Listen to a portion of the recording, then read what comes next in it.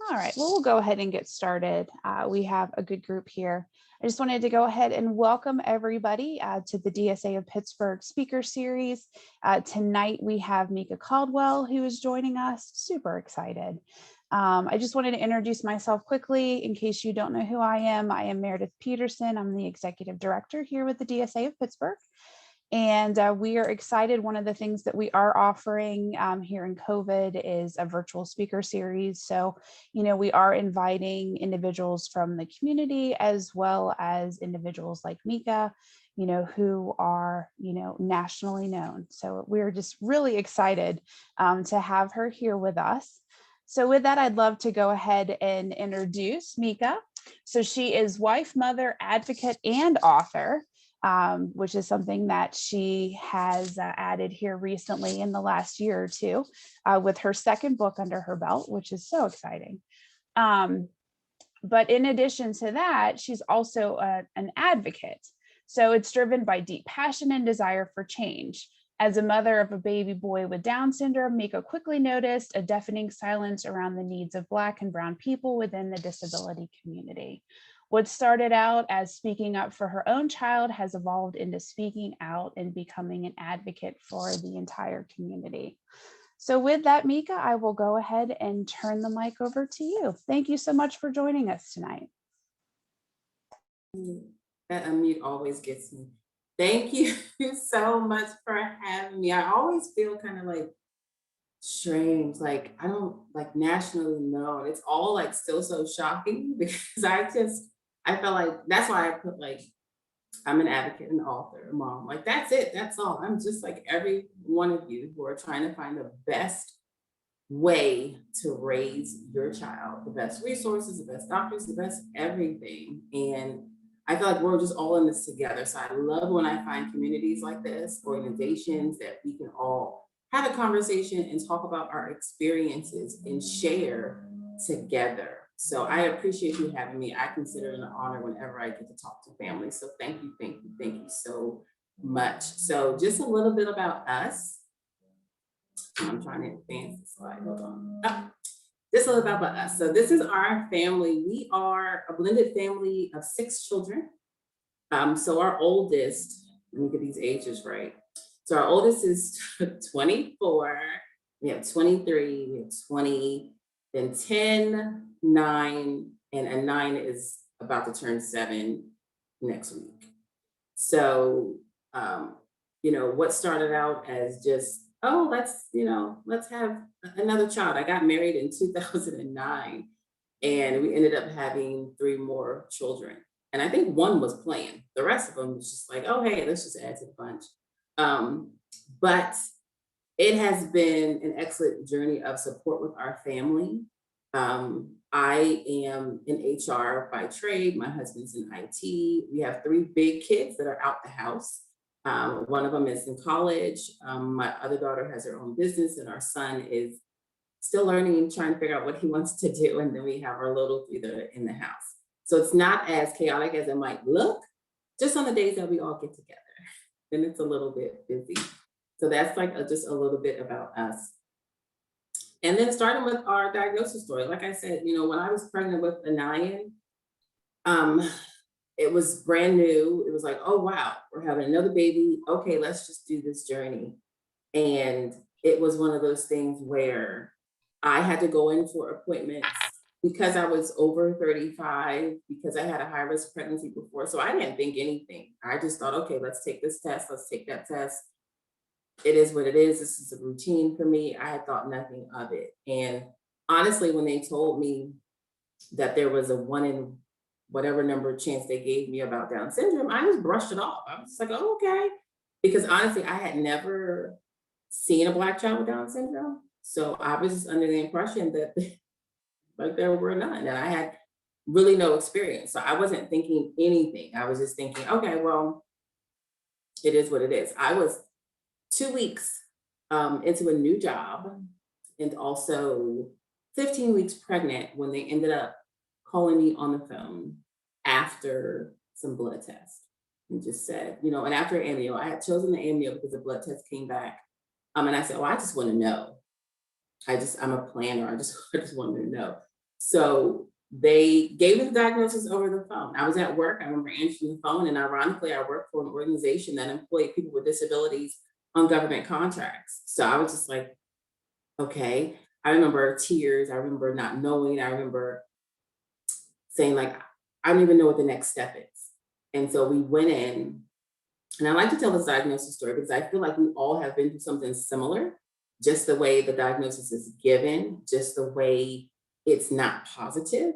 So we were given no options but one option. So as we're sitting there with the sonogram on the screen, and it's a large screen, it like covered the wall. And they're saying, oh, your child has Down syndrome. It's a boy. Do you want to terminate? That was like the first question they asked. And this is one that just struck me like, well, first of all, let's just get back to the diagnosis and let's get back to, what do I need to do? What does this mean? Any health complications? Can I still breastfeed? Do I need some special equipment? Because remember, I don't know anything. So I'm thinking I have to like go online and buy stuff just to support him. But I wasn't given any of that information. I was just simply given, he has Down syndrome. Do you want to terminate? Here's some pamphlets. And that was it. Let us know what you want to do. And then that was it. So I remember just busting out crying. Just like you have people standing in front of me, probably with so much information that I could use, but they're not giving it to me. They're just giving me just one option. Besides the fact that I'm thinking, oh my gosh, I have never seen a Black person with Down syndrome. Can you find me a family that looks like me? And they said, no, we don't have any family. We don't have any Black families that we know. Now I'm in the DMV. It's Washington, D.C., it's Virginia. So, and I'm like, you have no one? Like no one at all. And it was like, no. So I had to go home. And all of this is given negatively. All this is given with sad faces. All this is given like, it's terminal. That's how it's given. And I remember going home and like searching in the internet, searching networks, searching Facebook. I ended up reaching out to my church who has a special needs ministry. I emailed the ministry, we emailed back and forth. There was so much information and support given. And it was one of those things like, okay, he has Down syndrome. All right, we're going to support you when he gets here. We don't know yet what he needs when he gets here. But it was all this learning that I felt like I did by myself because there just wasn't a lot out there. I ended up finding a wonderful online community. I ended up finding a wonderful local community. And those were things that I had done like eventually. Once I started to look, I'm like, we're here. Like, what happened? Like I needed you at the hospital. Like I needed you at the doctor's. Like, I just want that support. So I know, like I said, some of us share like similar stories. And that's why I always tell it because I want doctors, nurses, geneticists, assistants, all of them to have a different mindset when you're delivering any diagnosis, but especially one where it involves a baby. And I want you to give different choices and different options and just have some connections with the community around you and the families that you have serviced, because I'm sure you have seen a child with Down syndrome, but you're not giving me that information. So after that, when Anaya was maybe like 2 years old, I sent that same office his pictures. I sent them his pictures, I sent them notes, and I said, hey, here's him. Here's the baby that we had talked about. And if you have another family that's like me, that has a child with Down syndrome, or you're given a diagnosis, please send them to me. You can tell them what you need to tell them, but if they ask for a family, any family, you have a family. So let me know and I will go ahead and try to support them as much as possible. So I try to do a lot of like local outreach. And especially like in the Black community, there is such a stigma, I think, still surrounding disability, still surrounding resources. So just like part of my experience as a Black family with a child with Down syndrome, who's been blessed with a child with Down syndrome, the support. The support is not always there until you find your community. You find parents that are willing to help you out, parents that are willing to sit in the IEP meetings with you, to give you the information. I always seek out like parents that have children that are older than Anian, because Anian is almost 7, and I have no clue what 10 is going to bring, what 15 is going to bring, 18. I don't know those things yet. So I try to connect with those who have experience, and even that have children that are older, And it's a wonder how much people withhold. I just found out maybe like 2 weeks ago, Anian has been in his neighborhood school. He's in first grade. He's been at the school since kindergarten. And I just found out maybe a couple weeks ago that the secretary that I talk to all the time to pick up his assignments, all the time I pass her in the IEP meetings, all the time, she has an adult son with Down syndrome. And then I'm just like, why didn't you tell me? Why didn't you tell me? Wow, that's crazy. Right. Like all Wow. this time, I'm coming in here waiting for, the IEP meeting to start. And I'm talking to you and all that. And I think even that her son is like 35 years old. I said, well, can you please give me whatever you've done? Because he's living independently. He's living in like an assisted living, but he shops, works, all those things. I said, can you give me your information? Because I would like to know that. Can you give me who you work with to set this up? I'm all about like life planning. And it's surprising that when I talk about it, I hear more. I just visited the doctor's office, and as they're talking to me, the doctor that I had, his brother had Down syndrome. I'm like, if we just talk more, if we just share more, we can find maybe those communities that are hidden, or those people that just are quiet, and maybe we can just all learn from each other. And that's like part of the community, especially like when we're referring doctors, like I have on here, therapy, education. We need to share all of that. It's been such a journey, especially having referrals from doctors who don't value you. You know what I mean? I've had so many experiences just as a Black mom, having Black children, to find the care that I need. And I have encountered discrimination, I've encountered racism. And it's one of those things that I just try to counteract with, excuse me, my advocacy, bringing awareness, doing some more things, hooking up with the community and those things like that, just to find quality doctors, quality therapy, and definitely like quality education. Hey, Meeka. Mm-hmm. Hi, it's Nicole. Hi, Nicole. Can you elaborate on that so people understand the stigma, in a sense, of why there is like a doctor that would go into a white family versus going into a Black family? So, I'm a therapist. Why is there such a disconnect? Why is there so much either distrust, confusion, or racism that transpires? Can you explain that a little bit in your experience and in a global experience? Yeah, you know what? I can't explain as far as their behaviors, but I can say in my experience, I'll tell you a situation where I was looking for, I think it was like the ENT doctors. And in my community, there's like the doctors that just, oh, these are the wonderful top rated doctors. You want to go there, you want to see these doctors. And I had, in particular, like a white mom recommend, like, oh, this doctor's wonderful. You got to go here, Meeka. They've helped my child, all this, because he had, I think I'm saying it wrong, laryngomalcia, the floppy airways and things The like that. laryngeal Malaysia. Yeah, I know. Is it? Yeah. And so I remember going and saying, okay, you refer to this doctor? I'm going to go to this doctor. I went to the doctor, and I think they were surprised to see me. I came into the office and they're just, oh, do you have an appointment yet? We don't take Medicaid. We don't take medical assistance. And I'm like, okay, did you want me to tell somebody that? Because I don't have medical assistance. And even if I did, I mean, how are you just for sure telling me this? You know what I mean? And I have all my babies with me. So it's a lot of the times when I just have like 3 little ones. When I have 3 little ones, people multiply. Like, oh my gosh, you have so many kids. I have 3 little ones. But I think it's just the picture, the perception that as a Black person, we don't have adequate health care, health insurance. We don't have jobs.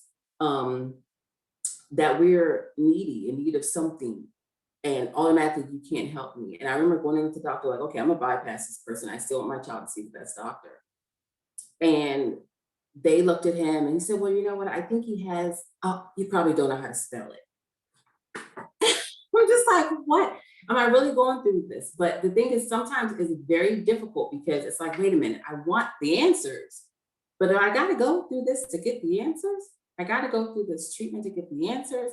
And I remember going back to the person that referred me and saying, they were like, oh my gosh, how was it? I know it was wonderful. You got it. I'm like, no, it wasn't. I mean, I ended up not taking that doctor because one, the way you treated me when I first walked in, the way that you just assumed that I didn't know how to spell, that you assume I had inadequate health care or health care that you didn't take automatically because I was a Black woman. And I've had these experiences over the course of my time as a mom, not just with Anian now. My oldest daughter is 23. I have so many stories that would take longer than this call, but it's one of those things, and that's why I fight against. And I think the stigma within the Black community itself regarding like disability is, I think that's part of it. I think that's part of the reason why some people are not as active because I'm like this. I don't want to go through that. I don't want to have all these things happen. This is my child. I'm going to keep them close. I'm going to figure out what's best for them because we haven't been treated right with education, with medical, anything.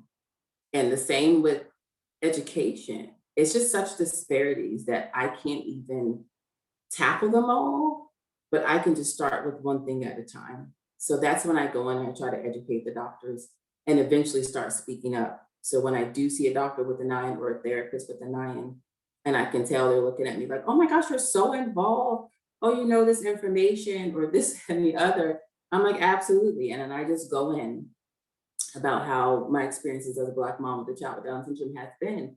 And if they have done anything to contribute to that. And it's always like a shock and it's always a surprise, but I end up telling them. And I even had a doctor one time where I had something going on myself personally. And I emailed that doctor back and I said, you know what, you're not listening to me. You're not listening to me because you think that Black women are supposed to, tolerate pain or that they're making symptoms up. So I'm going to take this and, I'm not going to go see you. And that doctor called me immediately. The doctor is always busy. They can't answer the emails. But as soon as you say that, they want to come back. But I just want to tell you how you're acting. I want to educate you. I want you to see how your own biases reflect in your care of your patients. And that should not trickle down to anyone. And I don't want it to affect my child. So those experiences I had, that's why I try to advocate more. And that's why I try to bring more awareness. And that's why I try to build community because our doctors are in our community. We have a right to access to great care. And that shouldn't be hindered by the color of our skin or whatever. Thank you so much, Meeka. I feel like this is something that we as a community need to understand. And I just want to bridge that gap I see with the community. And yeah, it's really important. It's important to understand, and then it's important to, make the adjustments and go forward. So yeah, I love hearing that. I love understanding it. And I've experienced stuff with doctors as well, whereas I don't wear a wedding ring. It's just something I don't do, but they say like, oh, your child's father? It's like, yeah, I'm not like they say, I don't know. It's just weird. But it's like all of it should be accepted. You know what I mean? I don't care if I'm single, I'm an adoptive parent, whatever the case is. You know what I mean? It doesn't even matter, but the assumptions and the misconceptions when they assume you're this way or that way. It's like it's always just so negative. And also like the experiences with the doctors when I was going in for my appointments after he was diagnosed, and of course all the doctors knew. So I saw like a sonogram. I had sonogram like every week. I saw the heart doctor. I saw a lot of doctors, but every single encounter that I had with those doctors, they would come into the room and they would just kind of hold the chart and go, he has Down syndrome, right? I'm like, yeah, just put the gel on. Like you know this already. Like you say this every week to me. And it does not have to be such a negative thing. Like, why are you just depressed about it? I'm not depressed about it. So I don't know why you're depressed about it. There have been some excellent doctors too, though. You know what I mean? Those that was like, oh, I got this. We got you. There have been those, but I hate that I had to go through a lot just to get to that point. So the entire medical community could be, educated more on how to deliver a diagnosis, how to, connect with the community more, to give your patients more resources, and then learn from those doctors who have it all together, at least who's asking questions and trying. Because I've had doctors come and say, okay, well, what do you need? you know, I don't have experience, so how does this go? You know what I mean? I appreciate that. And also with teachers, I remember his teacher in kindergarten, they were so afraid for him to come to school. It's kind of comical now because I'm thinking it's just Anian. Like if you know him, um, he's so funny. He's like a practical joker. He loves to make friends. He loves to just do what everyone else is doing. But they were afraid. Like when we sat down at the IEP table and I told them he was coming. This was a year before because my 9-year-old was born with a submucosal cleft palate. So she had to have speech. And so I ended up talking to the speech person at his school. And I said, oh, you know, my son, he has Down syndrome. Are you the only speech person? Because when he comes here, he's going to need speech too. I'm just wondering about your capacity. And she's like, oh, he's not, you know, talking or he's not. I said, no, not, you know, not quite yet. So, oh, well, he can't come here. I said, yes, he can. And they were just like, no, if he's not talking, he can't come here. I was like, aren't you a speech therapist? Are we supposed to tackle this in the IEP? I said, well, you know what? I'm just going to enroll him and see what happens. That's what we're going to do. I'm just going to enroll him. And that's what I did.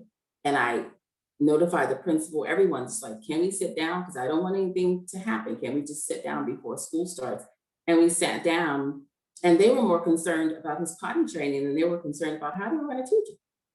And I said, listen, he doesn't go to the bathroom 24 hours a day. You know, he goes to the bathroom like everybody else. All you have to do is just help him. He wasn't fully potty trained by the time he hit kindergarten, but soon after he was fine. And I said, this is what we're gonna help him. But they were just so nervous, like, oh my gosh, we can't go into the restroom with him. But what do you expect them to do? Because we're gonna write into the IEP that you're gonna help. But these are the types of things that us, you know, we as families and parents can just help them. I want to say like calm down, like it's not that serious. We can get through this together. And then this teacher, when I went to her and I said, hey, do you need any resources, books, anything? She was like, oh, yeah, because I've never taught anyone with Down syndrome. I was like, it's fine. Stop saying that. You know what I mean? You don't even know how he's going to learn from you. But he feeds off of you like every other child. You know, children know kind of who to kind of mess with and who not to mess with. So I got lots of reports for that first semester. And I's under the table. And I's not doing this. And I would just laugh like he's under the table because you let him under the table. There's nothing under the table for him, but because you just are going like, oh, I don't know what to do. You know what I mean? He's playing all y'all. And so eventually it was one of those things where I had to call my husband to come over to the school. School's about 7 minutes away. So it wasn't an issue, but they're like, he's under the table. And I was like, all right, hold on 1 second. Send my husband over there. My husband was walking down the hall and ended up, he can hear daddy's voice. So when daddy came into the room, he has a very deep voice. And he was like, Anian, he scrambled up from under the table, got his pencil, got his paper, like, okay, so we need to figure out how to redirect. It was just like they were so confused. But this again is part of what we as parents have to do. It's sometimes, I think I went in there thinking that, oh, they should already know, but that's, some of them don't know. And it's one where I try to build a team with the IEP team, like really build a team. I don't want to give up on you because I don't want you to give up on my son. So we are going to get this together. And I made sure that when we were getting more visible, you know, we were on our local news and all that, I made sure to like call out the school. Like, oh yeah, he's gonna be going to Paraguay. Just so I can say the school on the news, just so they can know, like, we're watching you. Just to make it known. For sure. What advice would you give me and everybody else that's getting into the IEP world? Because I have a kindergartner and I'm so stressed about this new world of dealing with the whole team and the public school. And I'm like, So what advice would you give school age kids, new parents, like the kindergarten realm? What would you say to them? You know what? I'm gonna give some things that I didn't do. So I think I was on edge every time I went because I was expecting such negativity. So I would just say go in there with a positive attitude, but go in there looking to build relationships with the team. Because I wanted to know who the reading specialist is, who's the speech, who's the OT, who's the PT, who's the adaptive PE, and what is adaptive PE? I still don't know what that is. But I wanted to go in there, and no, I didn't bring donuts and coffee and do all that. I just went in there to try to build and to try to understand, and also bring someone with me. Because again, like I said, he was in kindergarten, you know, I don't know. So I would reach out to my local group and say, hey, does anybody have anybody can go with me? Can any, or if not, can someone just review this IEP, making sure that it reads well. I sought out so many resources, and I think in every state, I don't know what it's called in your state. For like instance, for Maryland, we have a Parents Place of Maryland, and they should have something similar in every single state, but it's just not called the same thing. Ours is the Peel Center, I think. Oh, Right, okay. there it is. Local task force. Oh, that's what it's called. Yeah, or local something. Give me a minute. I was like, local task force sounds so serious, like Yeah. so serious. But I send it to them. I send it to people that like pretty much specialize and know what they're doing. Because I go in there. When we first sat down, I think I was just like, okay, let me figure out what the first thoughts are. You know what I mean? And then I had to figure out, okay, well, what are his goals? What do I want his goals to be in learning? And making sure that we didn't skip over everything, making sure that he was learning the same thing as the class. And to always kind of check that throughout. For instance, for homework, like I asked for extra time on homework, but we were doing the same thing. And I remember the teacher sent back like a whole different homework than what the kids were doing. Like she's like, oh, and I'm gonna write his name, like, you know, write his name 5 times. Oh, but the other kids are learning, you know, 1 + 1, or maybe they're learning different letters or something like that. I'm like, why isn't he learning that? I'm like, well, I don't think he's gonna be able to do that. I'm like, would you stop limiting my child? Let's just teach him.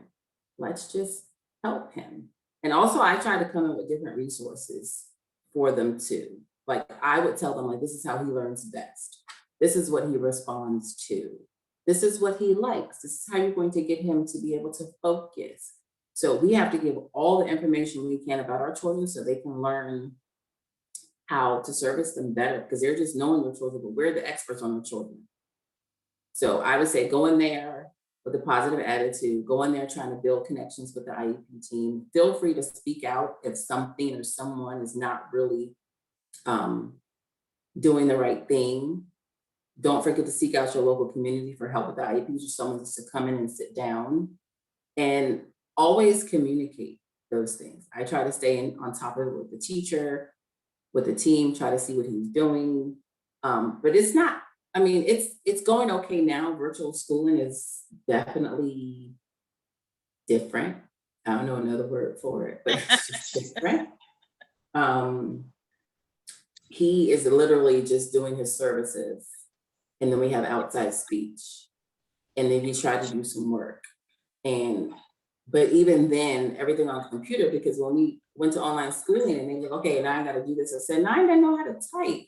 None of my kids know how to type. So how are we really going to work this out? But yeah, I just say get a team around you. Really, that's truly, truly, truly like the bottom line. Get a team around you to help with that. And a little bit about our advocacy. So I think from all of those experiences, from just the diagnosis story, just our experience in the community, just as experience as a Black family, it was more and more that I felt like, okay, something needs to happen. Because as I picked up resources and literature, again, I didn't see any representation of any Black people anywhere. This isn't media, this is papers, this is books about Down syndrome. And many times when we have World Down Syndrome Day or Down Syndrome Awareness, we want to bring in those things to educate the kids and the teachers and have a fun day and celebrate, but no one looked like him. So it's like, this is strange. And I didn't know why. I'm trying to think, like, I know people have stories, or, you know, maybe that's why. And even when I was at the doctor's office and that doctor told me that his brother had Down syndrome, the nurse there, she's like, oh, you know what? I didn't think Black people could get Down syndrome, because when I said my son had it, and that's what she said, she's a nurse. And I was like, I can see maybe me thinking that, but in the medical community, we've never seen. So that's when the thought of, you know, the books came about, because I said, we need something to be able to, bridge that gap, bring awareness, educate, and just see him as anybody else. And so I thought of that, like, I don't know, he was little. And I said, oh, we need some books. I was calling other people, y'all need to write a book. Someone needs to write a children's book. Someone needs to do something. And then when it just kept being an issue, just kind of the spaces that we were occupying. I was the only Black person in a lot of organizations that, were doing things, very, very difficult. And so the books came about. So we first wrote A Friend Like Anian. This is the top one. And it was like a new thing. Like I always say, like I was never an author. Like I remember writing papers in college, writing papers in high school, but like a children's book. And I said, if me and my husband said, like, if nothing happens, we wrote a book for him. And it's for him. That's it. If nothing happens with it, we're fine. But we just have to get this out. And when I took on the task, it was just a lot of learning, trying to figure it out. And I got with like a vanity publisher at that point who helped me, like took me through the steps. And mind you, this publisher didn't ever publish children's books. They were publishing like self-help books or different types of books. And they were like, no, we just want to help you because it's messages. And every time I would tell people, like, I haven't seen a children's book with a Black child with Down syndrome as a character, as the main character, they're like, you're right. I've never seen that. And so I said, yeah, we have to get this published. And it was received so well. Like I thank everyone for their support because I didn't think anything. I was just thinking, we're gonna write this book and we're just gonna keep on going. Just because that's something that I wanted to do. And I'm so grateful and thankful that it's been spread around pretty much the world. I mean, I've had people call me from, Germany, from one mom was in Japan. I'm like, oh my gosh, like this is so helpful. Because we don't really think of those communities maybe outside of us sometimes, where definitely their children are in the minority, or it's a community or a culture that does not even value someone with any type of disability. They might see it as something like a curse or a shameful thing, and they don't want to even acknowledge. To see that the books are spreading there is absolutely awesome. We try our best to advocate locally, nationally. As you see, like we go to the walks, we do different types of things, speak up. And it's funny because people in my community know Anian, like before they know anybody else. Like people will come to my husband, like, are you Anian's father? And he'll be like, yeah, because people see him so much. But I consider it an honor because I'm not the only one who can do it. I would love to see more diversity in our literature and our books. I would love to help more parents just get their stories out there. I'm just here to help. I'm just here to do the outreach. I'm just here to share and share our journey. And we're still going on it. Like I said, he's 7. We're going to be 7 in next week. And it's so many new things that come up with that. And so that's why, like I said, community, build your community in your schools, build your community with your healthcare, with your local organizations. Do all you can, because the power of parents is very real. Once we start speaking up and getting some things done, we can just craft an entirely different future for our children than what people would think they would have. And I'm looking forward to Anian getting his driver's license. I'm looking forward to him moving out the house. I'm looking forward to him going to college. Because that's another misconception when you have it, is people say, oh, he's gonna live with me forever. No, because I don't want any of my children to live with me forever. He can come back just like anyone else if you have a little issue. Other than that, you can be on your own. And that's what I see for him, because I don't see him accepting anything less. Because even now, at almost 7 years old, he's very strong-willed. He don't want you to help him. He wants to do things by himself. Sometimes that can end in a disaster, but I mean, hey, we learn from it, right? So he's just so independent already that I don't see any issue or any possibility of me limiting him, and I'm not going to allow anyone else to limit him either. So it's just what we have to do, and we're going to keep on going. And we've started on our 3rd book, which is French Fries and Blue. Started writing that, so that should be out soon. But I feel like, okay, we can tell his story, we can keep telling his story. And I also can't wait for everyone else's stories too. I'm so excited about your books. I am like, this is how I initially found you, because there's no other books representing our kids. Like, this is pure magic, because I am reading books about little white girls and little white boys to Skylar's preschool classes. As informational and great as those books are, they don't necessarily represent her. So it's Mhm. great. It's absolutely great. And I thank you for taking this on. No problem. I actually enjoy it now. Like the stories are just him. Like I don't have to necessarily make anything up because they're just him. And I remember those milestones that he had, like school, and when he's learning to say different words. Like he just learned to say stop it very clearly instead of just no. It's like stop it. And so it's one of those things where even if like your child, you feel like, oh, they're getting in trouble. But when they say something, you're like, okay, never mind. Like you get a treat now because you just did something. Like the other day, he was on the school computer, and I always try to say, oh, if you want to get on your school computer, it's for work. But somehow he figured out how to log in. Now, mind you, this is a password. I don't know if he logged in as a guest. I have no clue. But he found YouTube on the school computer that's usually locked. So then I was just like, okay, watch YouTube. Like you earned it for whatever you did to this computer. Like you Just earned say it. independence. He's right there doing his thing. Fantastic. Right. But I mean, and then that's why, I mean, like you said, Nicole, that's why representation is so important because it just builds a stronger community. And we need that. Like we need to be seen and we need to be in those spaces where it might be uncomfortable, but we're here. So I need everyone to be that embracing. And I don't need anyone to think, oh my gosh, okay, here comes. Because I used to go to like an organization and volunteer, but every time I came, they would have like a Niance picture up. I'm like, you don't have to do that. Like, it's like, oh, here's Meeka, and I'll be like the only Black person in the picture, and I'm the tallest. Like, I'm 5'10", but I was standing in front of the picture. You know how they say tall people go to the back. I'm like, no, not today. I'm going to be in the front because I want you to see me. I want you to know that we're here. Because as we advocate, like however we do with the schools, even with like your local legislator, federally, and all that, we need to see that some of the disparities that's affecting the Black community affects it even more when you have disabled. It does. I mean, there's certain things that there's intersectionality. So we have to understand how overall it affects us, and we have to learn to speak up for ourselves and to build that. So it's still an honor for me to continue writing these books and bringing smiles to the children when they read it, and for those that go, oh, I've done that too, or I have a therapist or whatever. That's just what it's all about.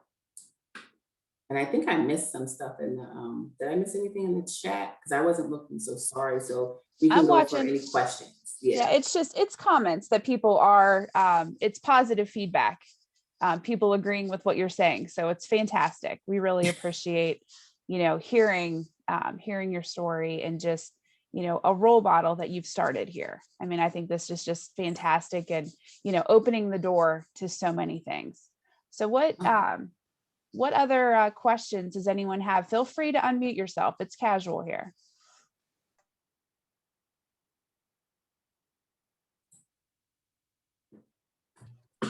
Where are you from, Meeka? So I live in Maryland. I've been Okay. in here. Yeah, I've been here since the first grade. My family is from New York and DC. Okay. I just want to say hi. Hi, Meeka. Hi, sis. How are you? Oh, well, thank you. Good to see you. You too. Hi, everybody. They're good. They're good. Hi, Meeka. My name's Angela Caldwell. I'm an occupational therapist, and I train future occupational therapists. And in our department, we're really interested in making a difference in health equity, and the stories that you're telling are not new to us. And so, as a white girl, trying to train our students to be more sensitive to these topics, it's sometimes hard. And I think hearing stories of people is one of the most powerful things that we can do, and sharing those stories. But I'm wondering if you have any ideas for tips or things that we should tell students, I was just talking to students today, and I do a lot of research in the area of Down syndrome. And one of my students asked me, do people other than white people have Down syndrome? And I was taken aback. I was like, yes, they do. Like there's no like sort of risk factor according to culture or race or ethnicity. Like it seems to be equally spread, but just the fact that, so that speaks to what you're talking about with underrepresentation, right? So she has never experienced any sort of interaction with somebody that looked different than her, that had Down syndrome. And so I'm always trying to make a difference in this area. And I would love to hear your thoughts about how we can be better allies. I always say, like, you have to get out into your community, because if you don't see those people that come into your office, they're out there. So it's all about connection. Like, we can't be fake about it. We can't just put a picture up and go, okay, we service everyone. No, we don't. You have to get out in the community. So I'm not sure what that looks like in terms of like your office and outreach. But if you're an occupational therapist, I would think, like, go to the schools. That's where a lot of people are. Go to the other doctor's offices. But just make that stand and let people know. And even if you have someone that comes in that's a person of color or a Black person, it's okay to ask those questions that you just don't know. You know what I mean? Like, figure out how they found you, and figure out kind of what they need and figure out what their experiences are, so then you can help the next person. But it's all about building that connection. So however you do that within your office, whatever workshops you provide, make sure it's accessible to everyone and it gets to everyone. Make sure you're servicing them that might not be able to be there or get there. Just be that visible. I mean, that's in like every particular industry. Like, even in my job, like, we're trying to find, more BIPOC candidates. Okay, well, we have to build those connections. We're not just gonna snatch them out the air. Like, do they know who you are? Do they know what you provide? You know what I mean? Do they know what your stance is on serving everyone in the community? Because they're there. So if you don't see them, it's like, you gotta go get them. Yeah, I hear that, and I love that. I feel like that's what I say every time these discussions come up. Like, my comfort level with engaging with people that are different than me is just by immersing myself in their culture, and going into the community. And so, yeah, I absolutely hear that. And so building those opportunities to get our students out in different communities is really important. That is, especially as an OT, because I think you'd be surprised, or maybe not be surprised, because I know when I started school, he was 2 years old. And we live in a predominantly Black area, but I saw a lot of parents there. And this school was, I guess you call it like an integrated school. They had students with disabilities and students without. It used to be entirely students with disabilities, but they opened it up for more like peer support and things like that. But I saw so many families, and I would stop them and just ask them questions, and it'd be like they had no realization of the support and the resources that they were available. I even saw like a grandmother who was taking care of their grandbaby, and their grandbaby had a limb difference. And I said, oh, okay, well, are they getting a prosthetic? Kind of, how are they doing this? And they were like, I didn't know we can get one. I didn't know we can. And I'm like, oh no. So it's like, somehow we have to bridge the gap, because if you as an OT have different information, then educating the schools to give that information. Because why is this child going to school for, over, half the time, and you haven't told them anything about what they can get, even from their doctor? Like, why doesn't this grandmother know that if the child wants, and if they want for the child, they can get a prosthetic, or they can do some different type of therapy? Why do they keep coming to school and just not getting that information either? So it's similar with the offices. Why do they keep coming to the specialists and they don't have any additional resources than when they came in like the first time?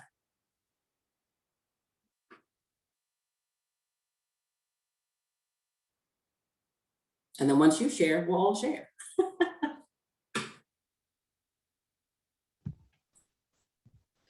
Do you think, Meeka, that one of the biggest challenges is resources in different areas? As you were saying, like just Yeah. resources, like transportation, right now during COVID, food, finances, different things such as that are hindering that outreach, hindering them getting the necessary care or the fellowships and things like that.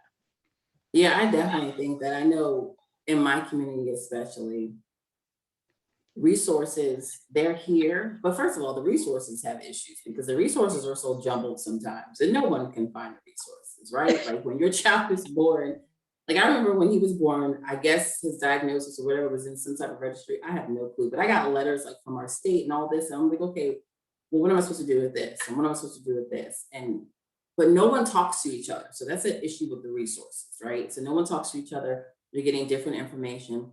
And then you have different communities trying to get these resources, which for me, like we have counties. So you might have a more affluent white county that's having all these things that my county, which is Prince George's County, which is predominantly Black, but it is a rich Black county, don't have.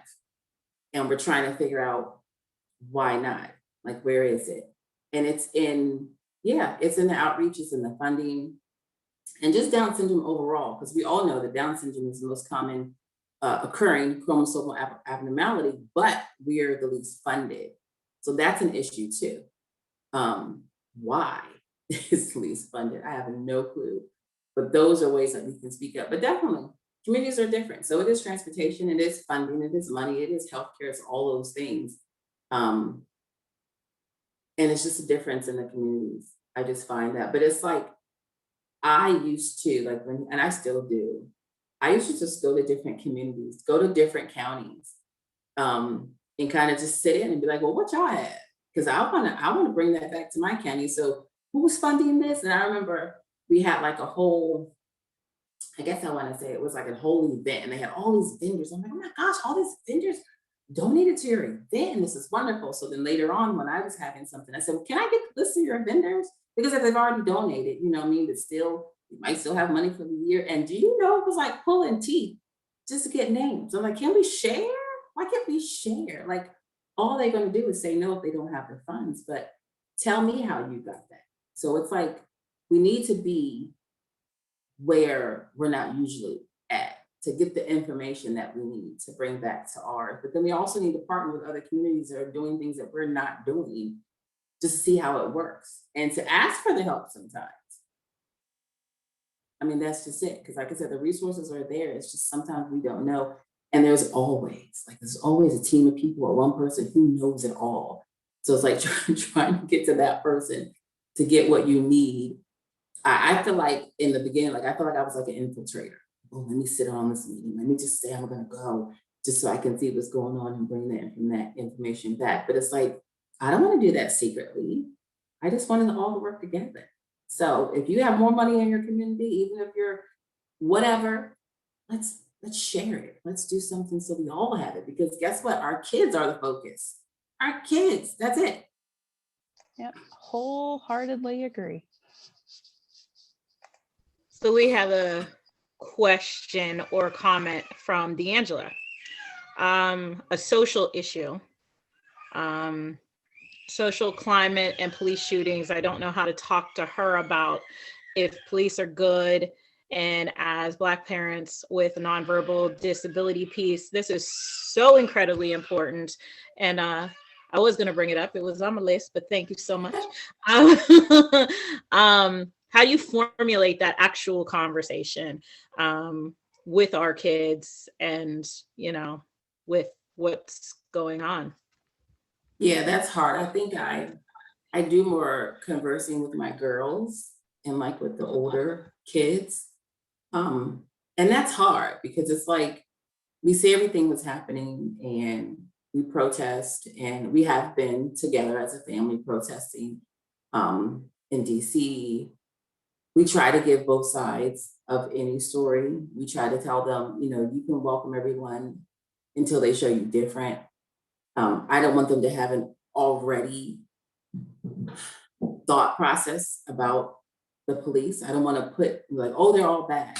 I just want them to be careful. And especially like for my older kids, you always kind of give them what to do and what not to do. And it's hard. I don't think I found like a right way to have this conversation with a 9. A 9 trusts everyone, first of all. He just trusts everyone. And it doesn't even, you know, matter. But I think for him, that conversation is going to come a little later because he likes officers. I think he thinks they're superheroes. because of their uniform and all that type of thing. But the social issues, I don't even know yet. I don't know. I would love to hear if someone else has actually, spoken to their children. My children, the little ones are 10, 9, and then a 9 and 7. And then our older ones, we can definitely give them what to do. Like I said, when you go out the house, how to present yourself. But it's hard because I still want them to be young adults. I still want them to be kids and not be afraid of the world and not be afraid to call for help and not automatically think, okay, I can't trust anyone. And I was a former 911 operator. So it's not like I have officers and EMTs and all that I've worked with. And I'm just like, they're good until they're bad. Really. Yeah, for sure. I have 3 girls, and I had to have a brief conversation with my 6-year-old because she walked into the room with the news on. And me and my husband were kind of like frozen to the TV, like, this is happening again. And we kind of like, well, somebody died and it's sad. And at that age, they're like, oh, I'm sorry. And they go back to playing with Barbies.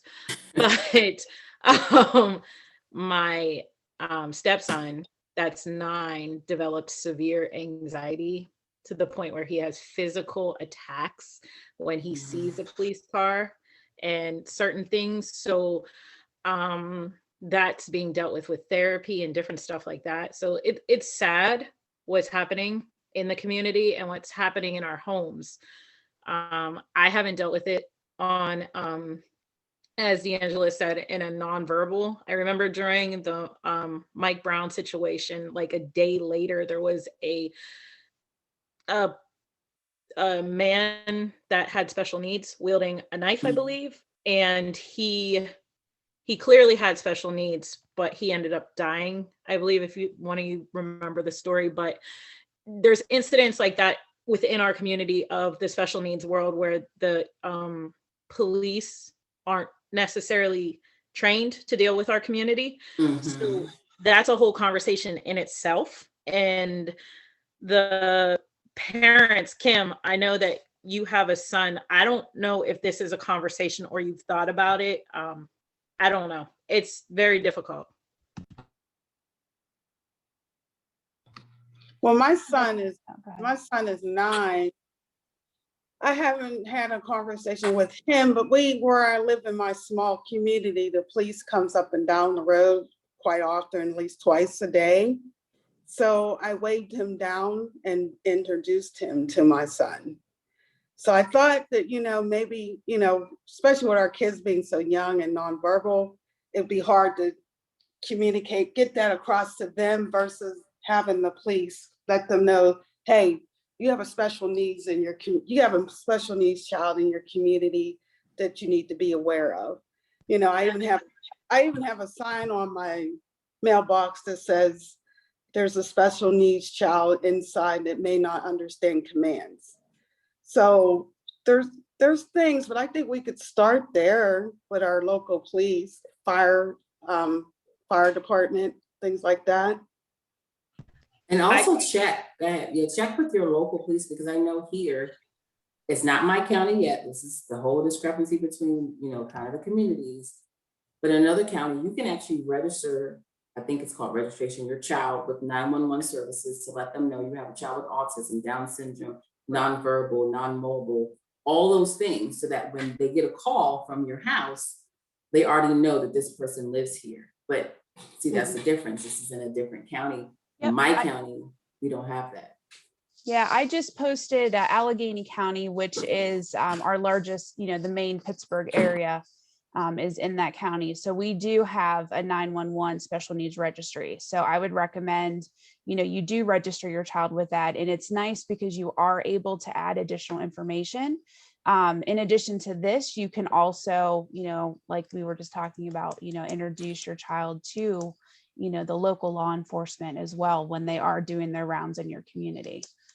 Hey, Meredith, at the convention, there was the car signs from one of the police departments. I've been stopped literally at red lights and people asked where I can get them. So I don't know what police department was at the convention, but people love those. And if anything were ever to happen in my car, or if we were stopped, at least they know.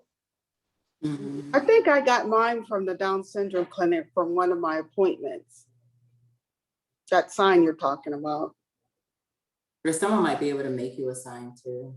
What does this sign say?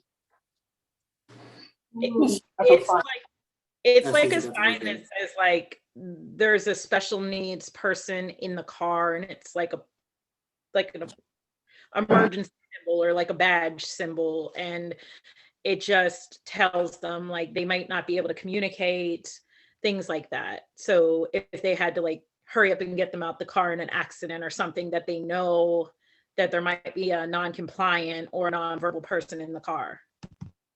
That is so smart. Okay, thank you. I think you said you had stuff at your house too, because I think I have to get that. I was contemplating, I don't know, a sign or something. Like I don't, or I think we have a HOA newsletter, because Anian, he doesn't do it now because we have better locks. But he got out the house before. He got out the house, and we have a basement door. He got out the basement door, and he was in our carport, and a mom drove by who happened to know my 10-year-old, and the girl knocked on the door. And I just, usually when people knock on my door and they don't call me, I don't answer. But for some reason, I was like, let me answer this door. And I remember her saying, I know this little boy outside because I'm Aiden's friend. I know this little boy. I'm like, and I probably knocked the child over, but I ran out because I'm like, what? And so he was in the carport, but the mom, because she didn't know me at the time, she called the police on me because she's thinking, oh, this mom is neglecting her child, because at the time he was like gonna pull up. He probably had like a t-shirt on and some socks, and he was outside the house. And I remember like the police coming and coming into my house and saying, well, can we just see him? And I'm trying to explain to them, like, he just got out the house, he has Down syndrome, he just has no fear. And I remember picking Anian up, and Anian would not go to anyone at this time. He just went to a family. But the way he reached for this officer, I'm like, say, Anian, you trying to act like I'm not taking care of you. But the way he reached for the officer when the officer came to check on him was just like, save me. Like, I'm in here. I'm just like, no, you really didn't. But that's why I think like he looks at officers thinking they're like superheroes, because this officer was tall in uniform. And he was just like, yeah, we're going to go fight the bad guys. I don't know. But that's one of the things after that I was thinking, should I put something in my yard? Should I write someone? Because the mother was awfully mad at me. And I get it, because, she's just thinking I'm just in here polishing my toenails and my child get out the house. And I did not have time to explain to her anything. I was just trying to get him in the house. But we have cameras and things since. But it's one of those things where you always wonder, like, my child is in my community. How do I share them with the community? And sometimes you don't. Sometimes you're just like, they're in the community. They're going to get to know them when they get to know them. But if incidents like that happen, it's good to just make people aware. Like, just come get me. I mean, he hasn't been out since, but like, just come get me. Let me know. Like, we all have to work together. Like, we need to bring the whole community back. Like, my neighbor would be like, oh, let me come on in here. Come in the house and me call you. But I need that back.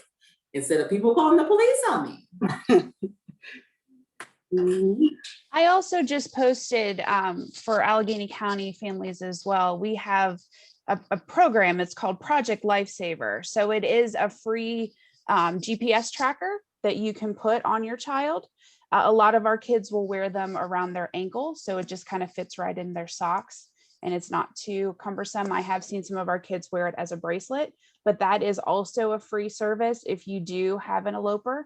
I know my daughter, when she was 6, would just walk out of her home because she wanted to go play on a neighbor's swing set. We didn't have one, but the neighbor did 3 doors down. So, she would just walk right out. So, just to know that if that is something that you need, that is a free service here in Allegheny County. Yeah, I'm gonna take all this information and see if my county has it. And if we don't, we have to get it. That's how we share. Because there's a lot of things that we're in need of. I ended up getting like a bracelet for Anian, that like the kind that I put on his arm and I have on mine, like when we go, well, not so much anymore, but I know like when we went to the beach, I was always afraid that he would just kind of run into the water.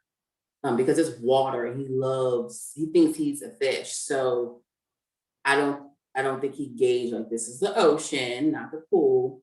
So I was always like paranoid, but it's like, I want to go all these types of places with him. You know what I mean? And I don't know. And I think it is a common thing. Like he used to just drop in the middle of the parking lots, in the middle of walking up to the doctor's offices. And it was just like, yeah, we need to figure this out just for the safety of our children and that no fear factor that they have. He's not afraid of anything at all, like at all. Big dogs, bugs, nothing. Nothing. Right. Nothing. Yeah. And like, how do we handle that? I don't know. Or strangers. And that's another thing. Like, how do we, I'm still trying to balance that part because he likes to hug people and talk to people. And then, just say hi. And I even myself, I know I get a little attitude if he's just a little kid and be like, hi, and people just look at him and be like, that's okay, Nine, I'm gonna say hi to you. But it's like, but you try to have that boundary as well. Like how to teach that boundary at this age that like everyone loves a hug, but not everyone wants a hug. Like you just can't go up and touch people. I'm still learning that. And I know it has to be implemented because he's getting older and you just can't go grabbing people. Like when he was younger, he loved like to rub on people's legs, like especially if they had stockings on. And it's like, okay, let me get my son. Like it's just a thing. So it's like we have to, I don't know. And that's why I look to the parents with children that are older, like, what did you do? Did your child do this too? What did you say? What was the routine to get them to start running up at people? Yeah. So one of the things that we've done with my daughter, and again, she's 13, we just implemented just to help her. So there's no, guessing game. It's either family gets a hug, or if you're not family, you don't get a hug, and you can do a fist bump, you can do an elbow high five, like that's it. Like there's no, interpretation needed. And it's just and we had to implement it with school because the school principal loved his hug every day. And it's like, you know what? She's a female. We're not doing this. 100%. So just, my advice is to just put a hard boundary on it. Mm-hmm. That's good. That's good advice. And enforcing it because it's hard. Yeah. but once they get it, once she gets it, she understands. Mm-hmm. So Skylar has no boundaries. Everybody gets a hug. Doctors, nurses, nice guy at the grocery store, nice lady that looks like grandma. Everybody gets a hug. And it's so funny during COVID. I'm like, no. But people hug him back during COVID. Like he hugged the elderly woman like at speech therapy. But she was so excited for the hug. Like it's hard to be like, don't you touch her? I mean, because I think, well, specifically for this time during COVID, people are craving for some different type of interaction and attention, and I get it. So it's always like a cute surprise when he does it, but it's like you got to catch him. Like I wear sneakers all the time when I'm with him because I can't. Cute shoes are out, my flops are out. I gotta wear sneakers because I might have to run, might have to catch him, and I'm hoping that ends soon too. So if you have an older child, let me know what age that is. Huh? That gets better. Okay. My son was really bad with it. And he's 9 now, and I can trust him a little bit. I'm not going to say all the way, but it does get a little better as they get older. Yeah, and joy, yes, I get it because people are like, oh, thank you, oh, sweet. You're like, no. It's like I wish I knew you so I can teach you ahead of time. Like, don't just give him a fist bump. Like, help me help him. You know what I mean? So he likes a fist bump, but it's like sometimes he's just like, oh, let me give you a hug. And because he can say hug, he can say kiss. Like, no, and it's a little difficult, especially now during school, but he's doing pretty good with the whole mask and social distancing and stuff like that. Just consistency in teaching our kids. So it's a wonder that we get through the day sometimes, but yeah, it's just hard. Meeka, can I ask you a quick question? Mm-hmm. Just if there's anyone interested in our audience who's looking at, starting a change, starting to become an author, is there any tips that you would recommend if they want to get their story out to the world? Where would you recommend that they would start? You know what? I would love to read all of these stories. I would just say, if you do have the desire, just put pen to paper first. Like, don't worry about anything else first. Just put pen to paper. Get your story on paper. And then when you have that, then you find a team that can help you get it done. And you can do it by yourself. I self-published both books. It's not like seamless, but it's not the most difficult thing in the world. So yeah, get your stories down on paper. Let me know, because I can definitely help you. Feel free. I can give you rundown, just a 1 through 10 of what to do. Some good editors, some great illustrators, but that's pretty much it. Like, there's some semantics, you got to get it copyrighted, you got to get your ISBN and all those types of things, but that's later. It's like, just put your story on paper. Don't worry about the grammar. Don't worry about the comma. Don't worry about the capitalization. That's why you pay an editor. I don't even worry about that. I am not, I was great in English at school, but I've been out of school for years. So I just write it and send it to my editor, and they fix it up and make it look nice. But I would love to read all types of stories. We need them. And just let me know if you need some help, because I can help you get through that. Awesome. Thank you. Does anyone else have any questions?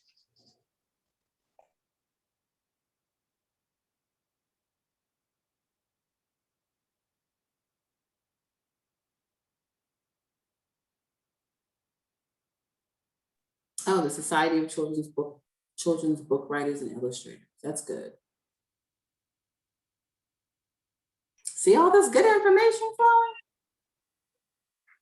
Just wanted to say thank you. I mean, it's thanks for sharing, your experiences and your story. And it's just inspiring that you saw a need that wasn't met and you went after it. Because I think far too often we always say, oh, there should be this, or I wish there was that, but you did it. I mean, that's amazing. Because I know when Adeline was born, we got a book, and it featured a little white girl, right, who had Down syndrome. And I'd never seen anyone with Down syndrome in a book. And I was like, this is amazing. Representation matters. And I just never even thought of it from the perspective of, different races and all of that. So it's just great hearing your story and learning from you. I mean, I can learn more every day. So you're inspiring.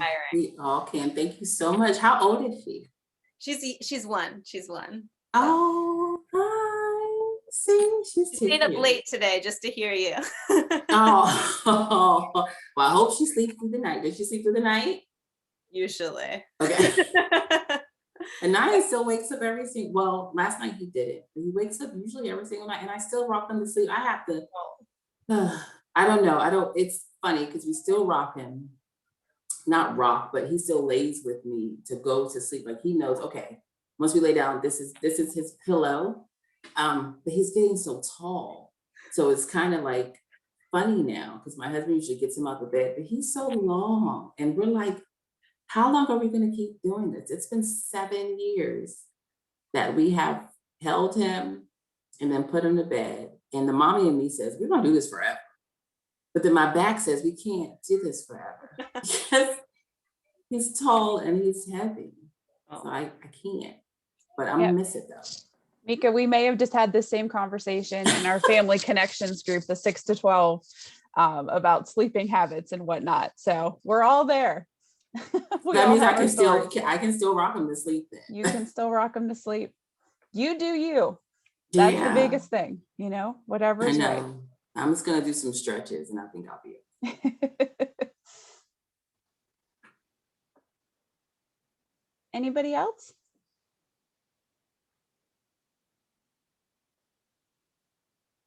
Thank you all for joining. I appreciate this so. I appreciate this. This was a great conversation. Thank you so much for sharing your time and your story.